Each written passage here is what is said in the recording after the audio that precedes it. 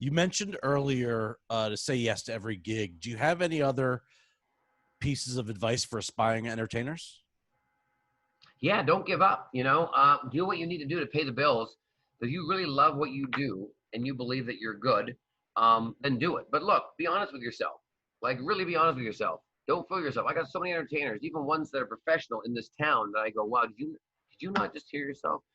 Or, and I'm thinking that was crap. Get it together. So there's times where if you, I'm not a good singer. That's why I don't sing.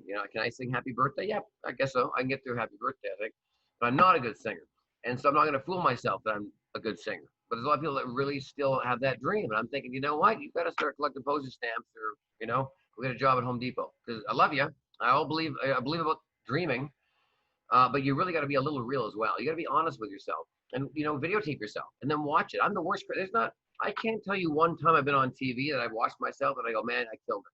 And my biggest pet peeve, you want to hear a pet peeve? Now you got me going. If you want to hear a pet peeve, is all my friends, God, I hate this.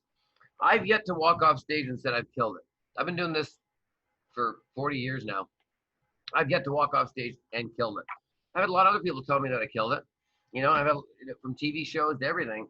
But in my head, I've still not yet killed it. And I think that's the reason why I'm so harsh on myself. I never watched myself on TV and go, God, we nailed it.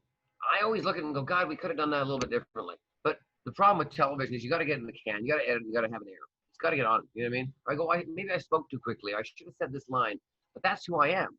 That's why I'll never stop trying to be better than yet. You're only as good as yesterday. And that's one thing I think everyone should take home. It's my own opinion, but that's how I feel. You're only as good as yesterday. So you could have been the shit yesterday. You could have killed it yesterday. But today's a new day and a new audience and a new viewership. So don't ever let that guard down. Go out there and pretend it's your first show again and kill it, or try to.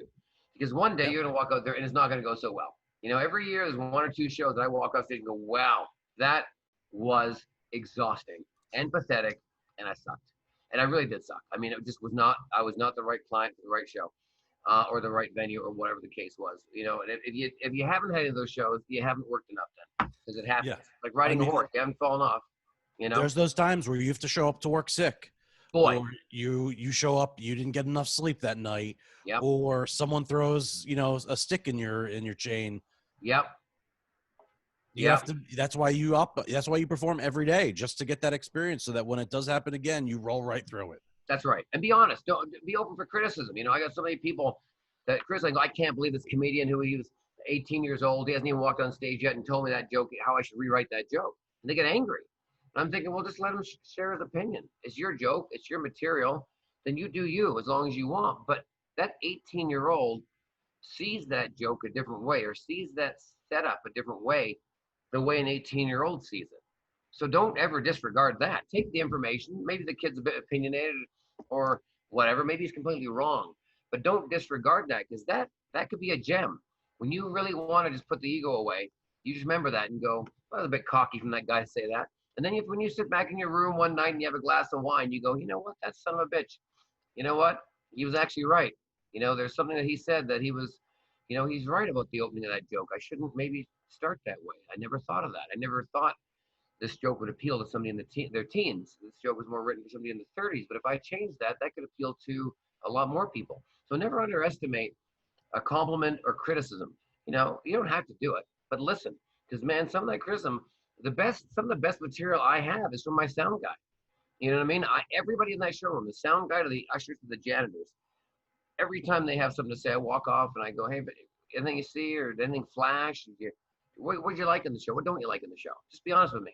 And I never criticize them for it, and I never judge them. I go, okay, I didn't like that. I'm just curious, because most people won't be honest with you because they don't want the backlash.